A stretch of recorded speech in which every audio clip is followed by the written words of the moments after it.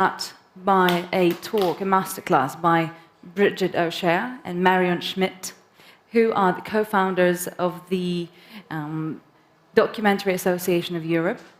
And we're going to talk about documentary cinema. So please welcome on stage.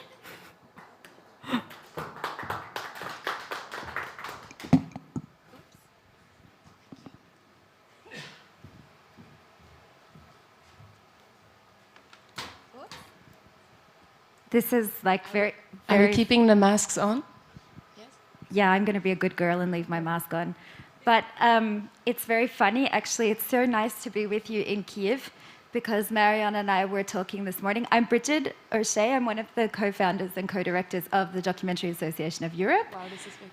That's the biggest we've ever seen our logo. And this is the second time we've ever been able to present the association in real life. It's actually my first time. I can't believe it. It's incredible to see these logos all around me.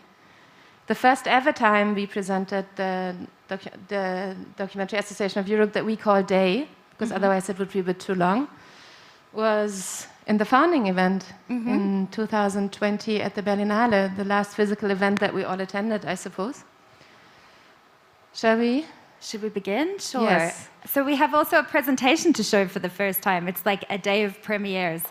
So while Marion loads that up, the Documentary Association of Europe is a member-driven network for professionals working in the non-fiction field.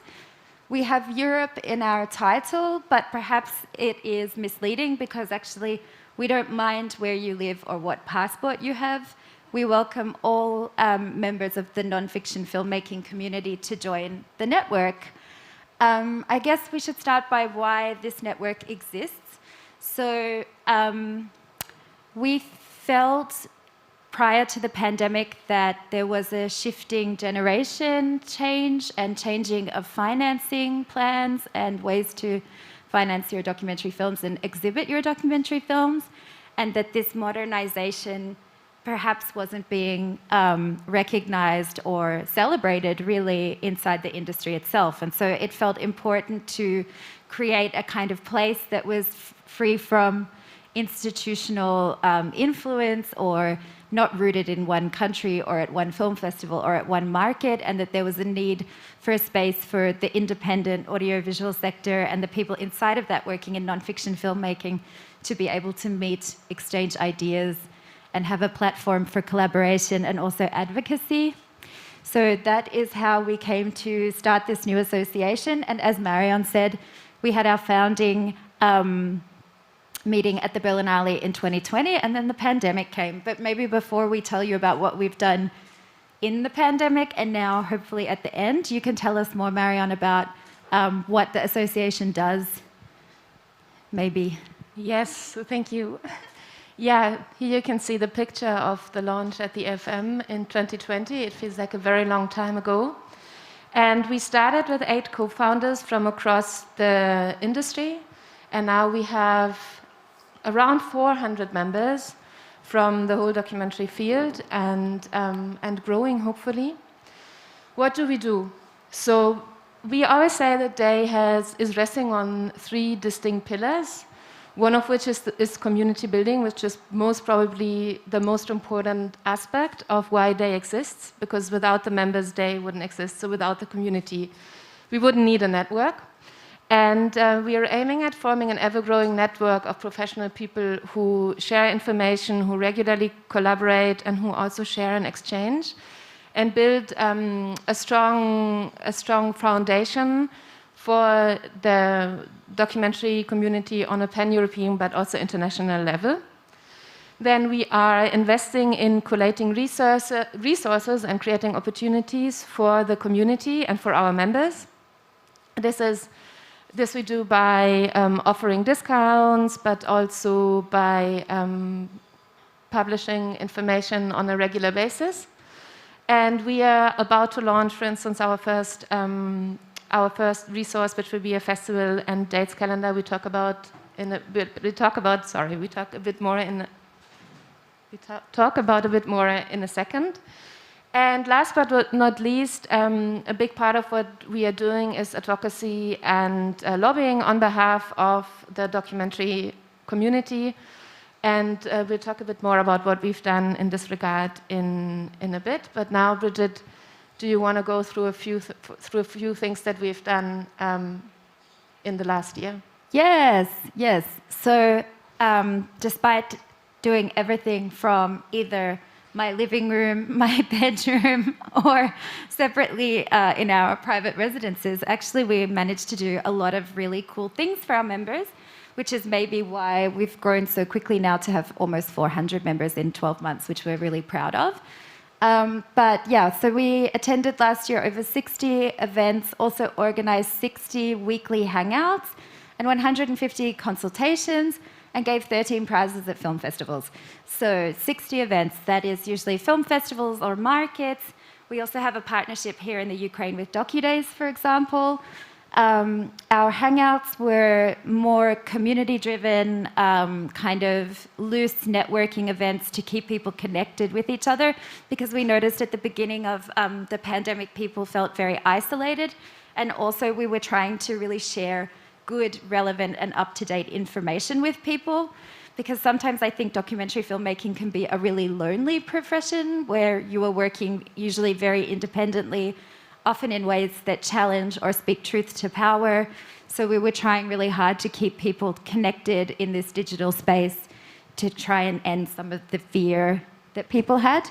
And then consultations, it ranges from doing specific tailor-made, for example, dramaturgical support, or giving feedback on film ideas, or helping people locate co-producers, to distribution strategies. Last year we were sharing also a lot of information, for example, about screening fees for film festivals, since the festivals couldn't cover like travel anymore, about like what fair fees can be, because unfortunately in our industry there also sometimes isn't a high level of professionalization. So we really need to share information with each other to make sure that we're not undercutting each other too. And then the last one in that block is 13 prizes. So we're really happy to also invite new members to the network via pitching sessions or film festivals, where we give prizes to filmmakers to bring them into our network, and also some support through the year. Do you want to do the next one? Well, so of course we all know that access is a decisive factor for our members, but for the whole community, and actually for all of us.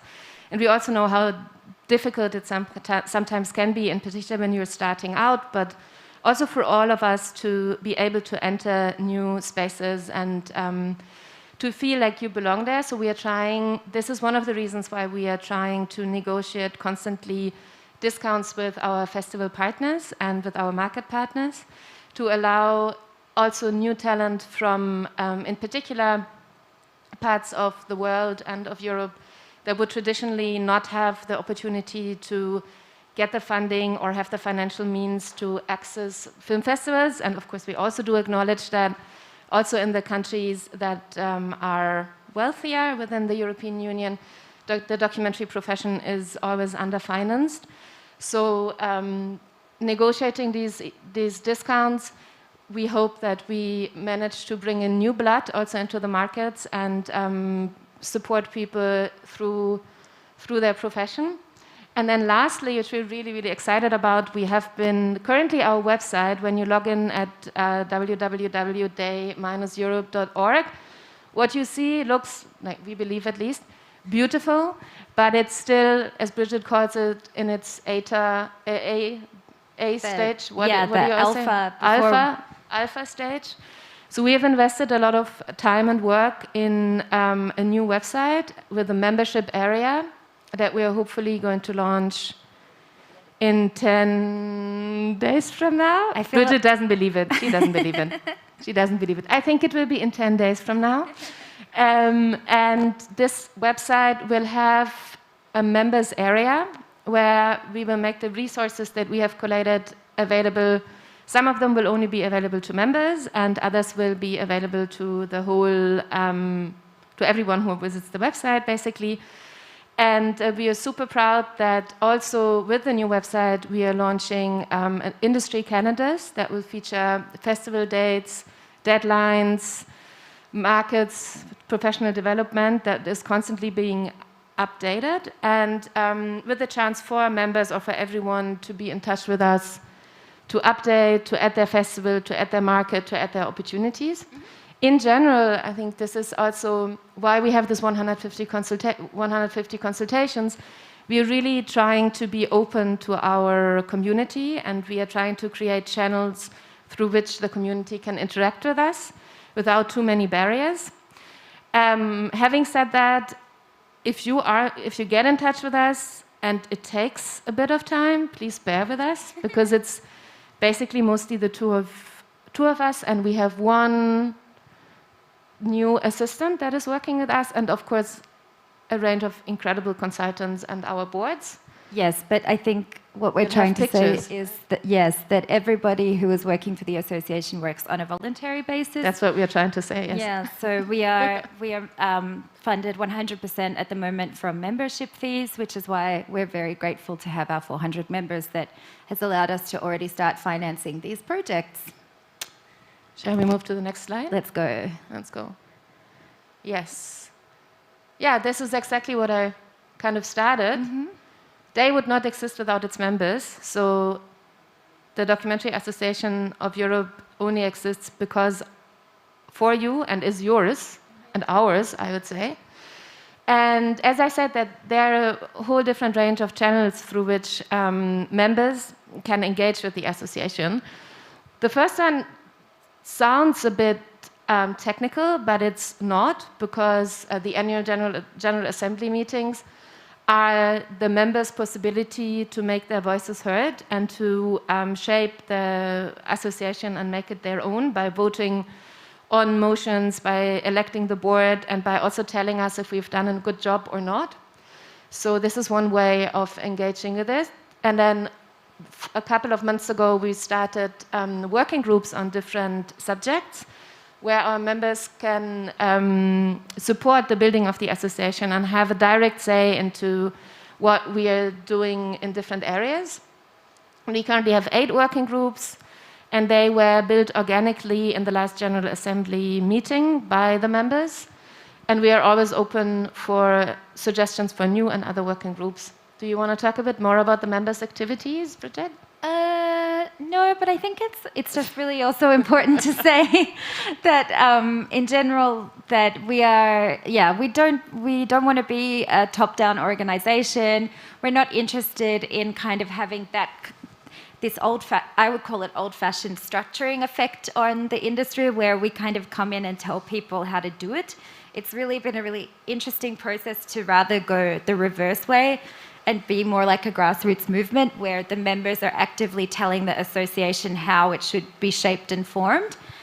And so we think that this is a really exciting development for the nonfiction sector, because it's certainly something that hasn't really happened in the past, which is very ironic, because so much of the work is also activism. So yeah, I think that kind of sums up our first year. Should we move to the next one? What is the next?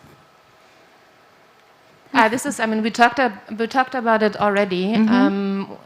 One part is making resources and opportunities available, creating them and making them available. We already talked about the industry calendar, and I put it there in writing, Bridget, in June 2021. But it's great, because we're so excited, because everything does happen quicker than we expected, I would say. And really our dream is that from 2022 we'll have a really comprehensive global financing guide where not only our members but also the community more generally can understand where the money in the world is at the moment to finance documentaries, because also our industry is in such a transformative moment where the seat of power and our natural partner being public broadcast television in Western Europe has shifted, I would say. So we're really interested in creating kind of not an oracle for the future, because we are not fortune tellers, but certainly at least doing some kind of market prediction in order to make everybody's life better. Absolutely. So now, last but not least, advocacy and lobbying. So one of our first actions was bringing all, or not all, but inviting all guilds, networks, and grassroots organizations from across Europe that are engaged in non-fiction storytelling in a summit, and 21 of them gathered in December last year, and this was the start of a pan-European lobby for documentary, we believe at least. The outcome of this summit is a comprehensive report that will also soon be published on the new website. I have to continue talking about this new website. That will soon be published on the website. One of the things that we learned from the summit that there are all of these incredible collectives, organizations, associations in Europe and also outside of Europe, because we also had representatives from organizations and initiatives from outside of Europe, and that many of them don't know each other yet. And so this summit really presented an opportunity for the associations and organizations and initiatives to just introduce themselves to each other and talk about what they do. And we will take this forward. Actually, there's already a working group that is one of the outcomes of this summit. And we also believe that, and maybe, Bridget, this is one for you, we also believe that one of the next point on this slide is one of the outcomes of this initial two-day summit that we did in December. Yeah, we were really happy because the recently formed Ukrainian Documentary Association was also in attendance at that summit, which I would also, of course, encourage all local filmmakers to join if you haven't already. And for us, it was just important also to kind of like map the land, to understand what people are already doing in Europe, to also highlight and amplify the good work that's happening on a regional or national level.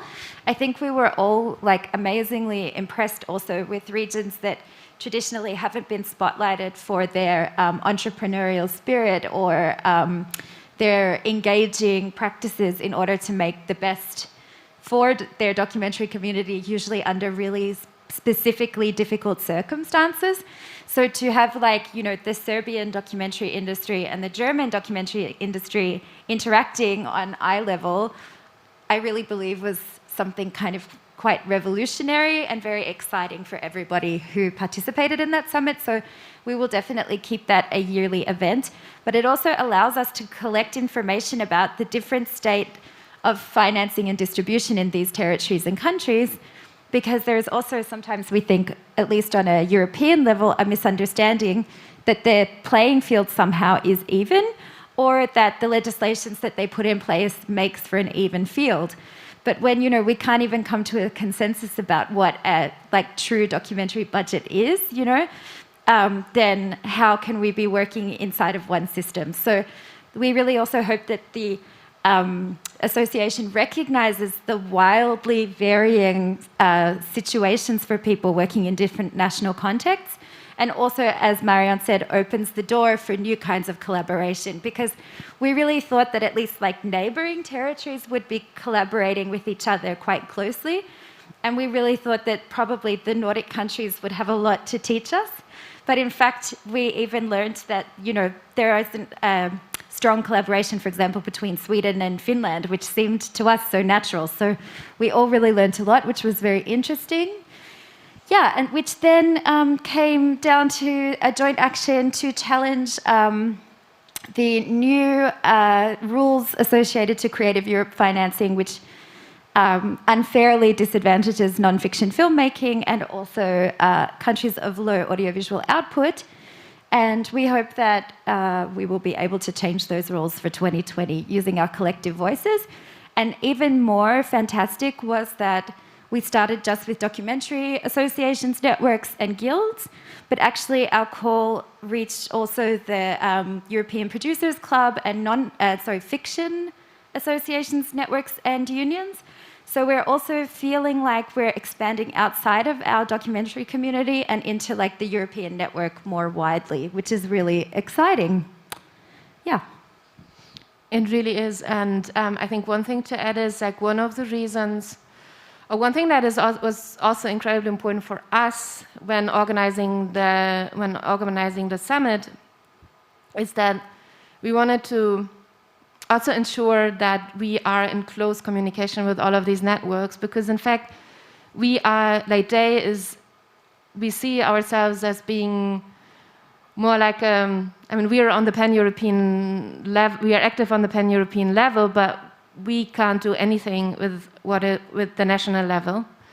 So this was also a good moment to really kind of, I don't want to say get them behind us. This is not what I mean. This is really not what I mean. This was, but more like to ensure that to ensure them of their importance in a way for day. This is only what I wanted to add. Next one. We have some people. Our illustrious advisory board. Yes, we are so lucky. So even though Marion and I are really doing the day-to-day administration work and kind of worked extensively last year, mostly by ourselves, also because of the pandemic, we have this wonderful board. So first of all, we have the executive board, and the chairperson of that board is Juliana Ugrin. She is a producer from Hungary. She produced, for example, the film A Woman Captured, and also has been very supportive of the association since the beginning. And then during our first General Assembly in March, we also elected our advisory board. So we have Joanna Soleka, I think is how you pronounce it. I am very bad with Slavic languages, please excuse me.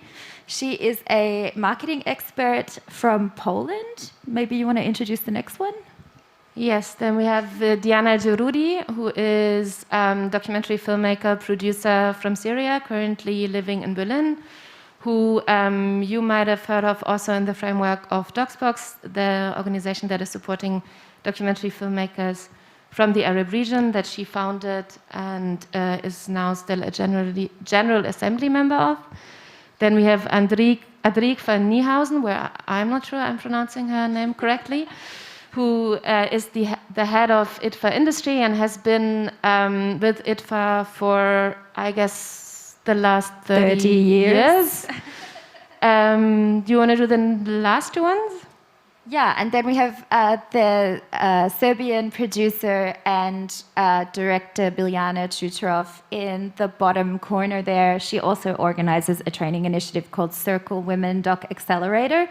And we're really happy because B2B Doc, who invited us to be here today, are also members, as well as the IDF. We have Walter in the audience, he'll be on stage later, and Celine Murat is also here, one of our senior consultants, and also Pitch the Doc on the other side of the room. So we really are very grateful for all of this engagement and interest, and also Uldis, who will be on stage later. He was attending our first summit talking about the opportunities for documentary filmmaking in Latvia. So we feel really, really supported and actively wished for from the community, rather than just, two ladies in Berlin trying to occupy their time, let's say. But so Marion and I are the co-directors.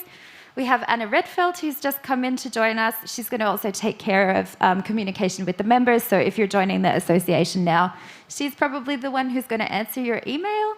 And Sandra, at the end, has been doing the research and collating information for our resources. So that is us. It's also amazing to see this on a big screen, isn't it? It is wild for us that day does exist outside of my living room. Exactly, it is. It absolutely is. And Marion also was so kind because we printed these postcards during the Berlinale last year, and this is the first opportunity we've had to actually take them outside of our apartments. I guess this is one of the most important slides for me, because it just shows a few of the people that have been part of Day since its beginning. On the left-hand side, you have the Hangout crew, Martin, Laura, and Christian, who took over the facilitation of our weekly Hangouts, the 60 weekly Hangouts last year. And then there's Zeynep Güzel, who's our senior consultant, without who we wouldn't have been able to give all of these consultations during festivals and markets, because she just kind of supported us day in and out, and was sitting in Bridget's kitchen with us doing strategizing. And then, yeah, all of these wonderful people on in the Zoom room are just a sample of our Hangout attendees. And the Hangouts, I think, they really were like a mixture of things. So some of them were really like serious advocacy topics, and others were more inspirational topics, and others were more, let's just meet on Friday for a coffee or a beer topics. They were very much representative of the spirit of day, I would say, because of the range from professional to informal, topic-based, and flat hierarchy. Very flat hierarchy, and the opportunity to bring in your own topics, to talk about your own concerns, to share your projects with filmmakers, and it's overused, but I'm still going to use it in a safe space and a safe environment without commissioning editors. We had one group. Sometimes with commissioning editors. Sometimes with, yes, sometimes with commissioning editors. So we are currently, thinking about bringing them back, but we don't know how yet. So watch this space for more. Yeah, there will definitely be something. Basically, like everybody else on the planet, Marion and I can no longer look at our faces in a webcam in a Zoom call. Exactly. So what's next? I think we've talked about it a lot already, the launch of the website. We are doing a town hall meeting. We're inviting all of our members on the media changes. This is what Bridget talked about earlier. And then we'll be at different festivals, Sunny Side of the DOK, Agora, Thessaloniki. I will be there in person, actually. And in Cannes, we'll see if we have a representation on the ground. But we are definitely going to be engaged in all three of them virtually with different events and in different ways. We are giving prizes in Cannes and in Thessaloniki and at Sunnyside. Yeah. Are we giving at Sunnyside a prize? No, but I'll be moderating a panel exactly. for sure. And also the other great thing is if Marion and I are not attending some of these online events, we're so jazzed because with 400 members, actually, they turn up regularly at things. So we're really excited that we also have this network of ambassadors across Europe. Yeah, and if any one of you is attending the virtual Krakow Film Festival industry space, we will have Juliana and Joanna doing a presentation on Friday from 10 to 11. And we also have two delegations there, or two delegations currently at film festivals, one at Krakow and the other at Koper, Israel. We've almost reached the end. So, do you maybe want to become a member of DAY? After Join all us. of this? Join us. Join us.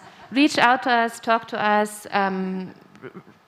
These are the prices, these are the different categories. However, if you have an initiative, if you are a small collective, if you're just starting out, please just reach out to us, and usually we find ways in which we can make it happen, right? Yes. And there is the website down there, but it's www.day-europe.org. What's the last one? Yes, and just be in touch with us. You can reach us through info@ or just talk to us when you meet us. We usually get back fast. As fast as we can. As fast as we can. And I think that's it. I mean, for us, DAY is like really a source of joy in our lives. We love it very, very much. And so we hope also that our members feel the same way. And yeah, as we both have said, it's really important for us to stress that even though Europe is in the title, it doesn't mean that we are concerned about your passport or country of residence. So I want to say thank you also to the Molodist Film Festival for having us. We're also so jazzed that you're doing more for documentary and non-fiction filmmaking. We're wishing all of the filmmakers with films in the new documentary competition good luck with their screenings. And also the filmmakers who missed out on their premieres during DocuDays, I heard that you also have cinema screenings this week. So congratulations to everybody. And yeah, have a wonderful week. Yes. That's all from us. Thank you, everyone. Thank you. Big thank you to Alex, of course, and B2B Doc for having us as well. Yes. We love B2B Doc. That's us, right? Yes. Thank you. We actually have a Facebook question because there are people watching. So Pasha is asking, do you follow the development of projects of filmmakers you consult? So we're not a training initiative in the sense that we don't offer like year-round support or, and we don't really have the capacity at the moment to like meet once a week with filmmakers to help them develop their works. But for sure, we have people in our network so we can recommend consultants or programs that might be relevant for filmmakers. And we definitely can say, or like advocate on their behalf and call, for example, IDF and say, this wonderful filmmaker really could be somebody cool for X-Oriente, for example. So in that sense, we kind of see ourselves more as like the connective tissue in the industry rather than the skeleton or the meat on the bones. Maybe I can just build up on that question. So you said in the beginning of the presentation that you consult, right? So you gave like 100-something consultations. So somebody comes to you and says, I'm willing to do this project about, underground scene of Kiev, let's say. Do you keep in touch with these people? Do you just out of curiosity, maybe, follow how they developed, how they implemented your knowledge? Or is it, because I know you just started in 2020, it's so hard. Exactly. So I would say we are trying our best. I mean, we have almost 400 or a bit over, I think in the meantime a bit over 400 members. We are trying our best. Like, we are staying in touch with the prize winners when they reach back out to us, because the prize usually has a consultation attached to it. And then, as Bridget said, what we are trying to do is connecting people with consultants that are part of our network. And usually how it happens, at least usually how it happens, if a project once came through us in a way and we recommended consultants to them, we will continuously see this project back because we are traveling a lot. So that's the way we can follow, I think. And but we can't offer. We are not doing one-on-one development training. No, because it's really there is, I think, an illusion somehow that we are bigger than we really are. We're 18 months old. We're absolutely in a startup phase, embryonic little baby that we are trying to grow. And I mean, we definitely hope in the future to be able to offer those kind of services. But for now, as I said, we just, can help filmmakers connect out of their national context to this so-called international marketplace for sure. That's more of our job, to be the bridge.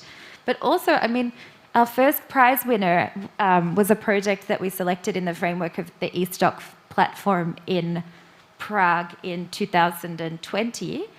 Also one of the last live events that was possible prior to the pandemic. In fact, I feel like you shut down mid-event.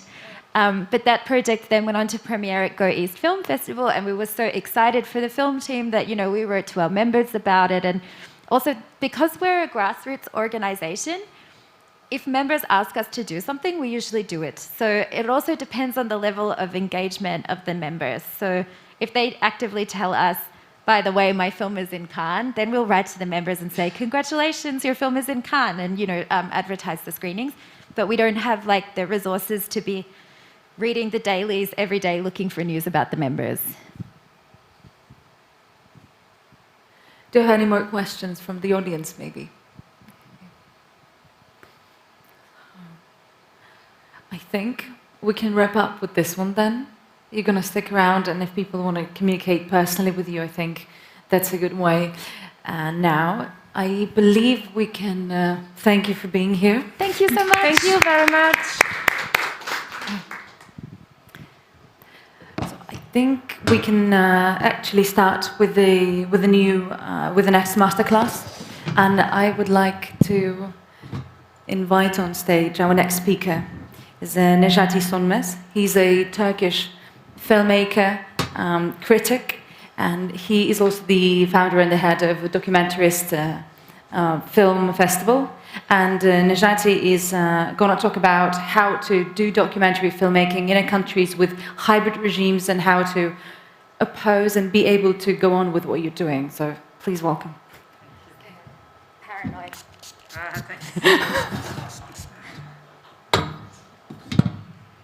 Do you mind if I take my...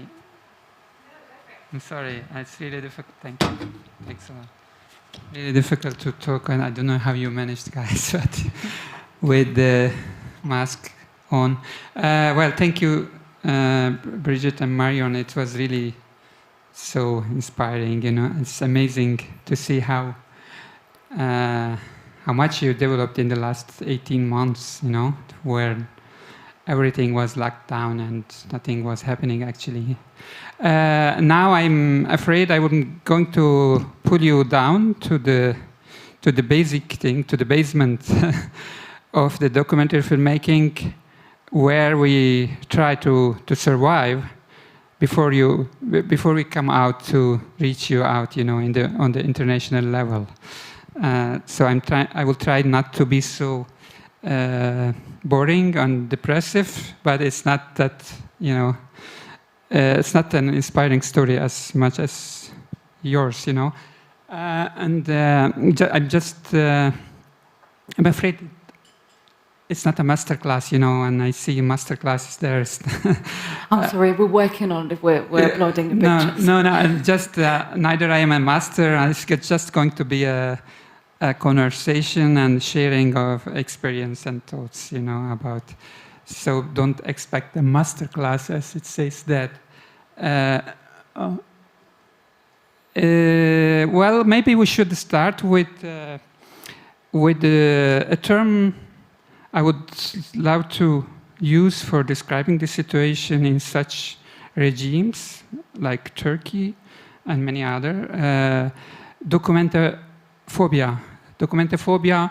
I wrote an article like 5-6 years ago with this title, and to describe the mood, I mean the attitude towards the documentary from the governmental bodies and from officials.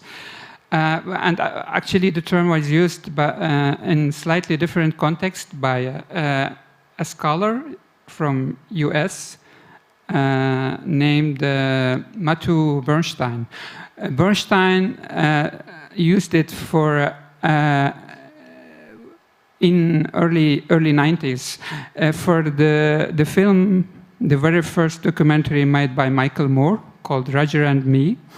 And when that film came out, I think it was end of 80s or early 90s, the film critics and journalists was having difficulties in categorizing the film. You know, they couldn't, they were not able to label it as documentary because it was a kind of a film moving between the genre, you know, within different type of documentaries. And the concept at that time was not so strict, so they were not sure whether it was a documentary or a fiction or a comedy or a personal essay film. And so, yeah, Bernstein was describing this thing as a documentophobia. But now we can use it to literally, you know, talk about the fear of documentary in certain countries in nowadays. And I think there is a reason for. I mean, when we talk, I will talk in the Turkish context, in the context of my country. When we talk about censorship in cinema, for instance, it's 99%. We talk about documentaries, you know. Very rarely fiction films rarely face any oppression or censorship.